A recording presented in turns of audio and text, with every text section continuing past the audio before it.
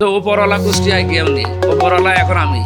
Medical এবং সদর নিয়ে কিছু অভিযোগ আমার কাছে আছে লিখিত, এগুলো আমি জানিয়েছি, সদরে জানিয়েছি এবং সময় দিয়েছি, এগুলো পাল্টাতে হবে। ওনারাও প্রথমে অন্তত ভুল স্বীকার করে এবং কি মাপ চেয়েছে যে এটা আসলে আমাদের কন্ট্রোলের বাইরে ছিল এবং উপরওয়ালার দোষ দেয়। উপরওয়ালা কুষ্টিয়ায় কেউ নেই, উপরওয়ালা এখন আমি।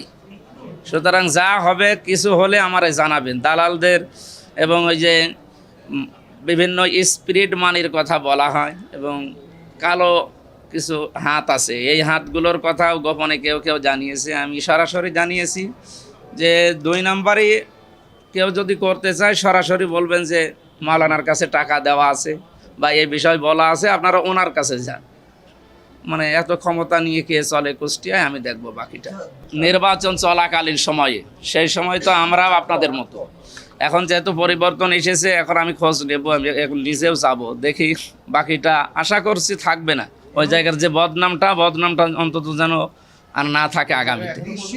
আমি দেখি ওনাদের কাছে যাই, এখন তো সময় আসতেছে। আমি সংসদ অধিবেশন বসার আগে এই কাজগুলো 4-5টা জায়গায় যাব, তার ভেতরে সিভিল সার্জন নিয়ে আমার মাথায় আছে। আমি যে মানে কমপ্লিট করার পরে জানাবো, এখন অগ্রিম কিছু বলতে চাচ্ছি না।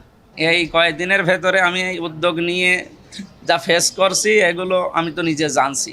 বিভিন্ন জায়গা থেকে অফার আসতেছে যে এটা আরও ঢিলা করেন না। জনগণের জন্যে এবং এই দেশের জন্যে যে শপথ আমরা নিয়ে এসেছি সংসদে, এইটার উপরে থাকতে গেলে আপনাদের কোনো কথা আর শোনা যাবে না।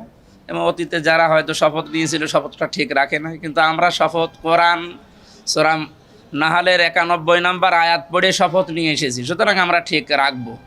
দেখি এতদিন যাই হয়েছে, 5টের কথা আমরা বলতে চাই না। যারা করেছে তারা আল্লাহর কাছে জবাব দেবে। আমরা এখন সামনে যা করতে চাই আপনাদের দেখাবো ইনশাল্লাহ।